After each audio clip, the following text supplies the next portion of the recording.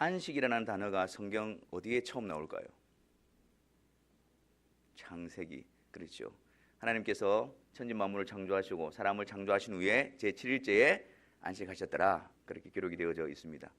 우리는 안식이라고 생각하면 그냥 이제 일을 끝마치고 쉰다라는 개념을 많이 가지고 있는데요.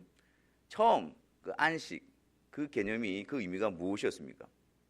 처음에는 하나님께서 안식하셨다라는 개념이 하나님이 계획하시고 하나님이 말씀하신 대로 모든 것이 다 이루어진 상태를 의미합니다. 그리고 하나님께서 그 모든 것들을 다 이루시고 또 하나님의 뜻대로 그것이 세워져 있는 상태, 그리고 질서대로 그 모든 것들이 자리를 잡고 있는 상태, 그 상태가 안식의 상태인 것이죠. 그래서 사람들도 지음을 받아서 하나님을 섬기고 하나님의 말씀에 순종하고 하나님과 교제하는 그 자리에 세워져 있는, 하나님과 화목하고 연합되어져 있는 그 상태를 안식이라고 말합니다. 또 두 번째로 안식이라는 단어가 어디에서 나타납니까? 어디에서 안식이라는 단어를 접해 보셨습니까? 여호수아가 가나안 땅에 들어갔을 때에, 그때 성경은 여호수아에게 그리고 이스라엘 백성들에게 하나님께서 안식을 주셨다, 그렇게 기록을 하고 있습니다. 근데 실제적으로 이 이스라엘 백성들이 가나안 땅에 들어가서 안식을 누렸습니까? 거기에는 7 족속이 있었고 계속되는 싸움이 있었고 또 그들의 범죄함과 연약함, 완악함으로 인해서 하나님의 징계가 있는 그런 땅이었습니다. 그러면 안식을 주셨다라고 하는 이 말씀은 하나님께서 주시고자 하는 최종적인 안식을 의미하는 것은 아니었습니다. 단지 이 사건을 통해서 하나님께서 베푸실 그 안식을 예표하고 있는 사건인 것입니다. 우리가 지난주 말씀을 통해서 살펴보았지만 애굽에서 나온 이스라엘 백성들이 전부 다 가나안 땅에 들어간 것은 아니었지요. 여호수아와 갈렙을 제외한 모든 자들은 안타깝게도 광야에서 죽음을 당합니다. 안식에 이르지 못합니다. 그 이유가 무엇이었습니까? 불순종. 그들이 하나님의 손에 의해서 이끌림을 받았지만 그 광야에서 믿음으로 그 복음을 받아들이지 못했기 때문에, 믿음으로 그 복음과 화합하지 못했기 때문에 결국 그들은 그 놀라운 현장 가운데서 불순종의 삶을 살게 되어지고 안식에 이르지 못하는 그런 안타까운 결론에 도달하게 되어졌지요. 이 사건을 통해서 어떻게 안식에 들어갈 수 있는가? 하나님께서 참되게 구속하신 자들은 믿음을 주셔서 그리스도와 연합시키시고, 그리고 그 안에서 믿음으로 순종하는 삶을 살게 하시고, 그리고 급기야는 안식에 들어가게 하신다라는 그 모습을 우리가 발견할 수가 있습니다. 신약에 들어와서 안식은 또 어디에서 나타나나요? 마태복음에서 예수님께서 말씀하시기를 인자는 안식일의 주인이다, 그렇게 말씀하셨죠. 그래서 인자는 메시아를 나타내는 특별한 호칭입니다. 예수님께서 안식일의 주인이란 말이에요. 그 말씀의 의미는 무엇일까요? 예수님께서 안식을 완성하시는 분이시라는 의미입니다. 자, 처음에 구약에 있었던 안식일은 어떤 안식을 나타내는 것입니까? 하나님께서 창조하신 그때의 안식을 말합니다. 그런데 인간이 죄를 범함으로 그 안식에서부터 쫓겨나게 되어지죠. 분리가 되어집니다. 그런데 예수님께서 오셔서 그들의 죄 문제를 해결하심으로 그들에게 안식을 회복시켜 주셨습니다. 안식일의 주인이 바로 예수 그리스도라는 말씀의 의미이죠. 그래서 초대교회 때 보면, 사도행전의 성경에 보면 안식일 후 첫날에 성도들이 모여서 예배를 드렸습니다. 왜 안식일을 지키지 않고 안식 후 첫날에 모이게 되어졌을까요? 제가 방금 말씀드렸던 그 내용을 담고 있습니다. 안식일, 구약의 안식. 그러나 죄로 말미암아 그 안식에서 떠나버리고 쫓겨난 그들을 위해서 예수님의 십자가와 부활을 통해서 그들의 죄 문제를 해결하시고 그들에게 진정한 안식을 허락하시는 그 일, 그 예수 그리스도를 기념하기 위해서 우리는 주님이 죽으시고 부활하신 주일날 모여서 예배를 드리게 된 것이죠. 그래서 우리는 예수 그리스도로 말미암아 안식 안에 거하는 자들입니다. 하지만 하나님께서 허락하신 안식은 여기서 끝나는 것이 아닙니다. 읽지는 않았지만 오늘 9절 말씀에 보면 하나님의 백성들에게 아직 안식할 때가 남아있다라고 말씀하고 있죠. 9절 말씀에. 그러니까 예수 그리스도로 말미암아 하나님과 화목하게 되어져서 지금 그리스도 안에서 하나님과의 안식에 들어가 있지만, 그러나 또 실제적으로 예수님께서 다시 오실 때에 몸의 부활을 통해서 그 나라에서 진정한 완전한 안식을 누릴 날을 기다리고 있는 것, 그것이 바로 이 세상을 살아가는 성도들의 모습이 되어지는 것입니다. 분명히 하나님의 백성에게 안식할 때가 남아있다라고 말합니다. 이 말씀을 가만히 보면 지금 하나님의 백성에게 장차 안식이 예비되어져 있다는 말입니다. 지금 그리스도 안에서 하나님과 화목을 누리는 자들에게 그 완전하고 영원한 안식이 준비되어져 있다라는 사실입니다. 지금 내가 여기서 사과나무를 심으면 장차 제가 어떤 열매를 기대해야 하겠습니까? 사과를 심어놓고 배를 기대할 수 있겠습니까? 사과를 심으면 장차 사과가 맺히게 되어져 있습니다. 지금 내가 하나님의 백성으로서 하나님 안에 그리스도와 연합되어져 있는 자들만이 장차 그 안식에 도달하게 되어지는 것입니다. 지금 내가 그리스도와 함께 연합되어지지 않는다면 그 안식은 우리의 것이 아닙니다. 주님께서 이렇게 말씀하셨지요. 나와 함께 고난을 받는 자가 나와 함께 영광을 얻을 것이다. 어떤 의미일까요? 고난과 영광, 완전히 다른 개념이지 않습니까? 그런데 예수님은 동일하게 사용하고 계십니다. 예수님과 연합되어져 하나님과 안식을 누리는 자들은 이 세상에서는 고난으로 나타나는 겁니다. 이 세상에 속하지 않았기 때문에. 그리고 그 예수님과 연합되어져서 하나님과 안식을 누리는 자는 그 진정한 안식이 이루어졌을 때 그곳에서 영광을 누리게 되어지는 것입니다. 이 세상에서 살 때에 이 세상에 속한 자로 살아가는 자들이 그 영원한 나라의 영광의 안식을 누릴 수가 없다는 것입니다.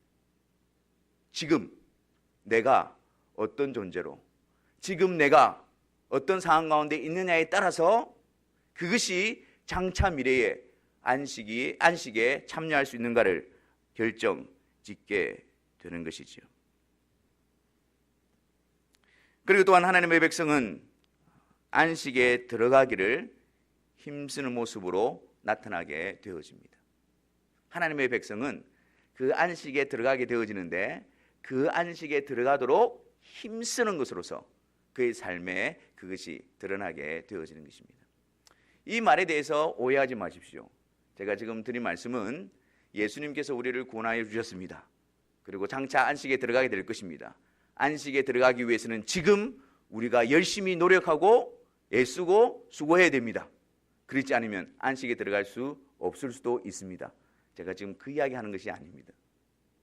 안식에 들어가기를 힘쓸지니, 이 말의 의미는 하나님께서 안식으로 이끌기로 작정하신 자들을 어떻게 안식에 도달하게 하시느냐, 그들로 하여금 안식에 들어가는 일에 수고하고 땀 흘리고 힘을 내게 하심을 통해서 그 일을 이루어 가신다는 말씀의 의미입니다. 하나님께서 우리로 하여금 가만히 있는데 그냥 들어서 자동적으로 안식에 턱 갖다 놓는다는 말이 아니고, 이런 우리들을 하나님께서는 열심을 내게 하시고 수고를 감당하게 하시고 땀을 흘리게 하셔서 그 일들로 말미암아 이 세상에서 계속적으로 구별시키시고 마침내는 안식에 들어갈 수 있도록 보존하시고 인도하신다는 말씀입니다. 그래서 오늘 본문 말씀에도 보면 11절 말씀에 그러므로 우리가 저 안식에 들어가기를 힘쓸지니 이는 누구든지 저 순종하지 아니하는 본에 빠지지 않게 하려 함이라 그럽니다. 왜 하나님께서 이런 방법을 쓰실까요? 여러분, 우리가 구원받은 자지만 여전히 우리는 죄악의 본성 가운데에 사로잡혀 있습니다. 여전히 우리는 안식을 향해 나아가고 있지만 이 세상은 사단의 권세 아래에 있습니다. 그리스도 안에 있는 그들이 뽑아갈 수는 없지만 그러나 계속해서 지속적으로 우리를 향해서 공격하고 시험하고 흔들어 놓을 수가 있습니다.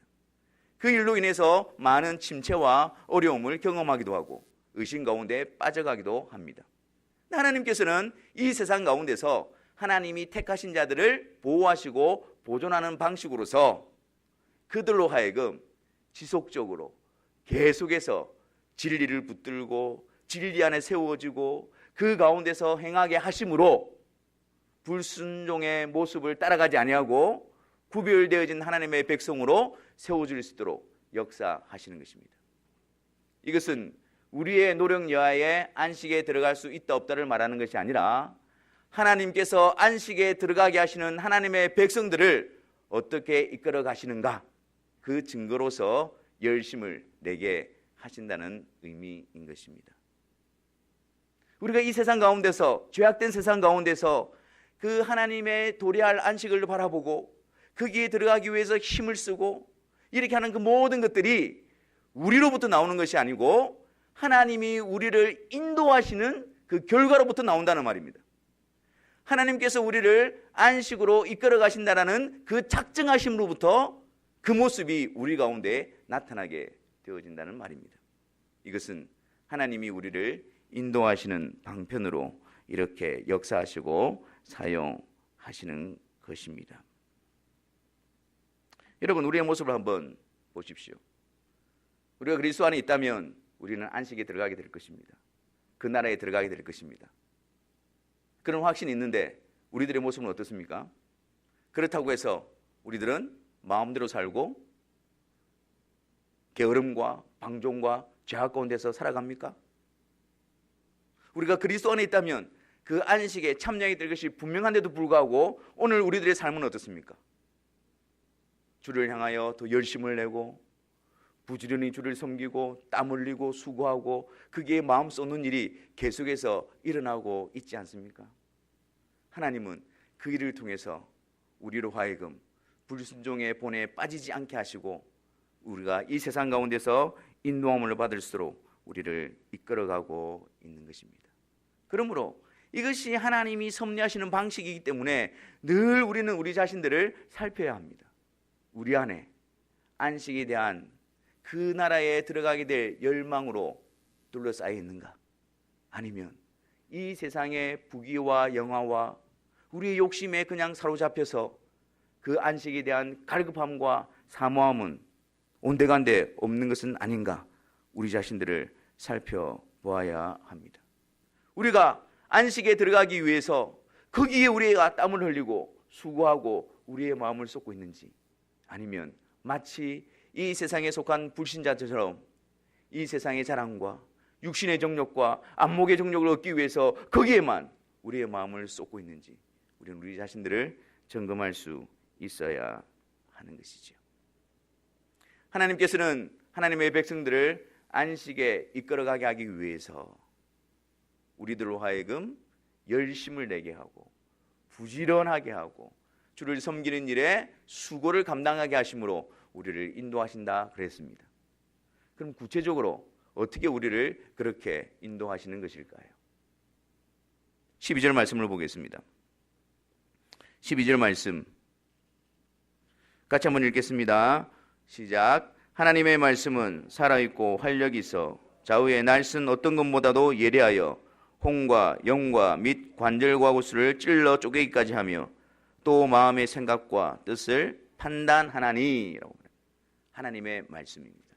항상 살아있고 역사하는 하나님의 말씀을 통해서 우리로 하여금 이 세상에서 보호하시고 보존하시고 이끌어 가시는데, 여기에 하나님의 말씀을 우리가 방금 읽었는데 어떤 느낌이 드십니까?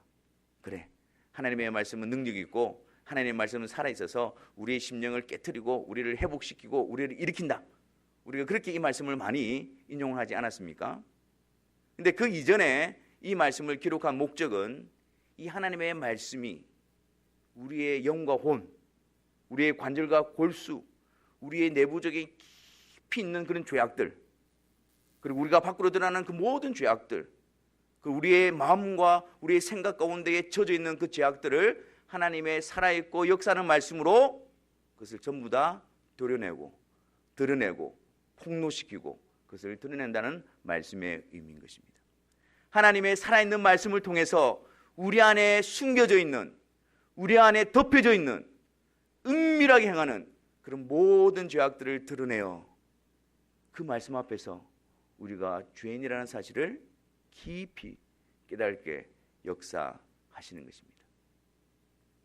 전도하다 보면 보통 사람들은 그렇게 생각합니다. 죄인이라고 이야기하면 본인은 그것을 잘 인정하지 않습니다. 물론 내가 죄가 없는 것은 아니지만 내가 그만큼 죄인은 아니다, 그렇게 말씀하십니다. 내가 이렇게 인생을 그렇게 헛되게 살지 않았다.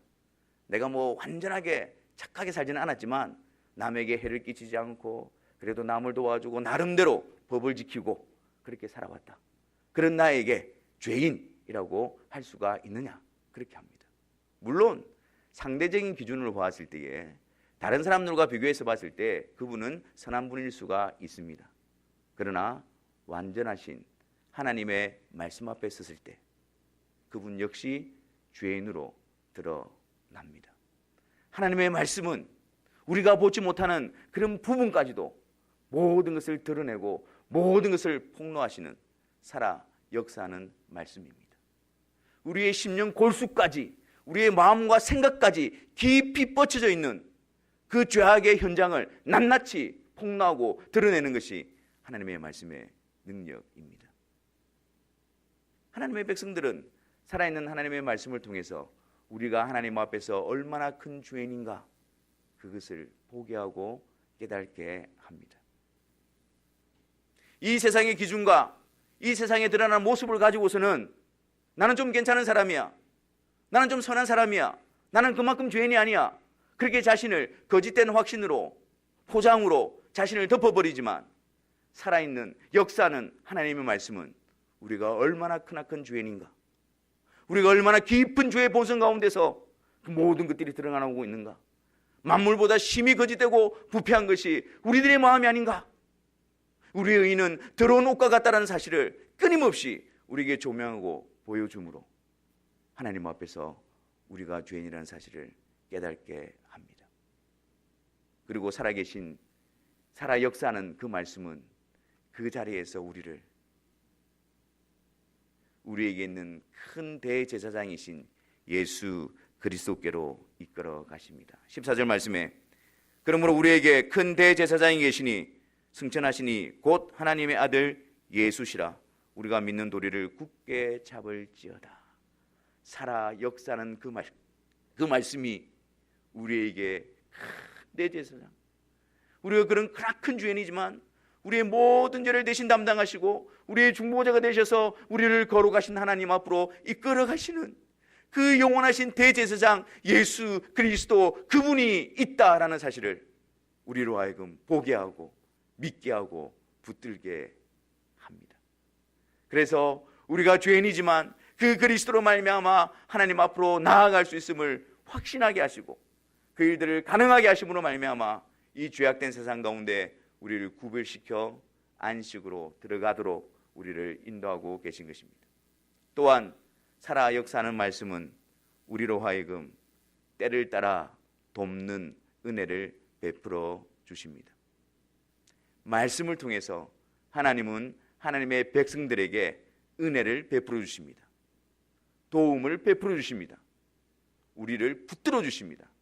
말씀을 통해서 살아 역사하는 말씀을 통해서 우리의 연약한 심령을 굳게 하여 주시고 우리의 영혼을 소생시켜 주시고 우리가 믿음 위에 든든히 세워질 수 있도록 그런 은혜를 하나님은 베풀어 주십니다.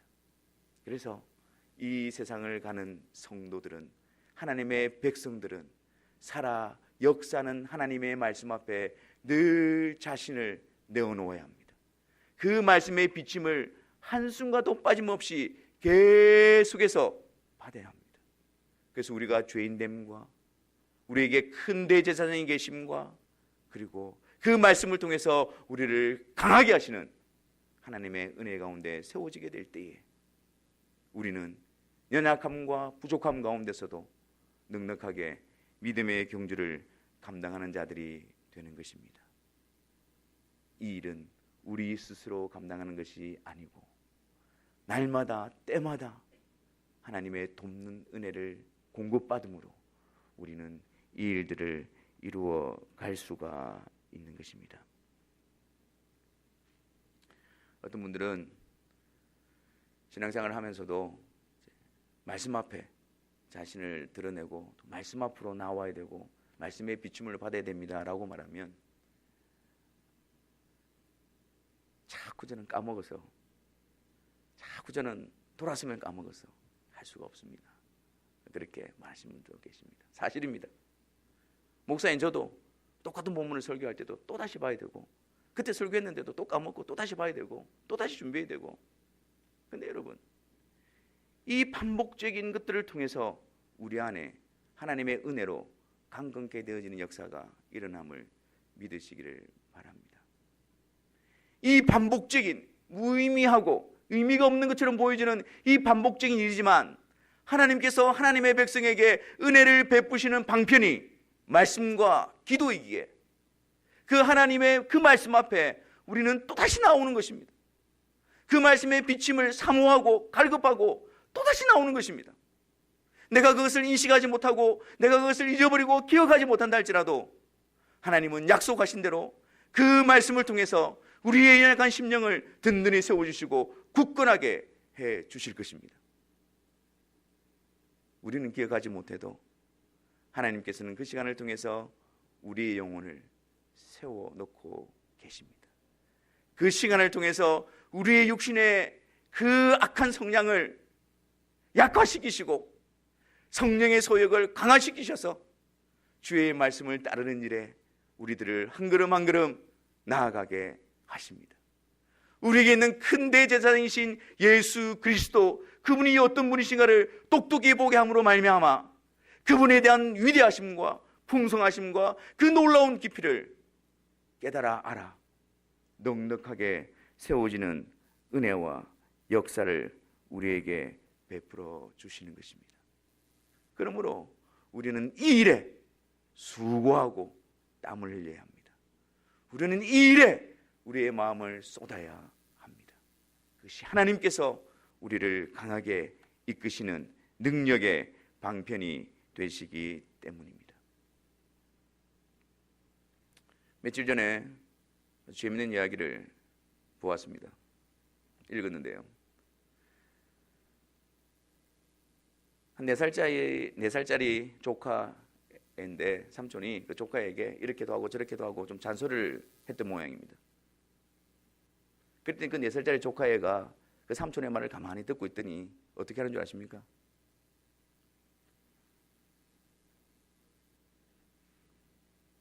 아직 감이 안 오십니까? 이게 뭡니까 이게? 예? 우리가 스마트폰 보고 또 아이패드 보고 그러면 다음 장면을 넘길 때 어떻게 합니까? 내가 보기 싫은 장면 나오면 어떻게 합니까? 삼촌이 하도 잔소리하니까 스마트폰에 깊이 이렇게 물들어 있는 그 조카가 비키라는 거죠. 다음 장면 넘기라는 거죠. 여러분 무슨 이야기지만 혹시 하나님의 말씀 앞에서 우리가 이루고 있지는 않습니까? 하나님께서 말씀을 통해서 하나님의 백성들을 강하게 하시고 구별시키시고 그들을 지키시고 그들을 이끌어 가시기를 원하시는데 우리는 그 하나님의 말씀 앞에서 여러 가지 다른 이유와 핑계로 인해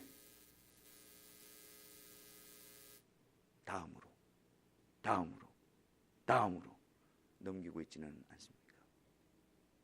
사랑하는 성도 여러분, 우리가 다시 한 번 더 주님의 말씀 앞으로 나오는 일에 우리의 마음과 수고와 땀을 흘리시기를 바랍니다.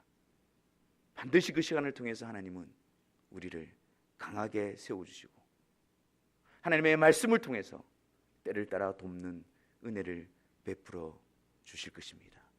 그 주님의 은혜 가운데 강건해져서 주님 오시는 그날까지 우리가 넉넉히 믿음의 경주를 다 함께 감당하시는 그 은혜 가운데 세워주시는 저와 여러분들이 되시기를 주님의 이름으로 축원합니다.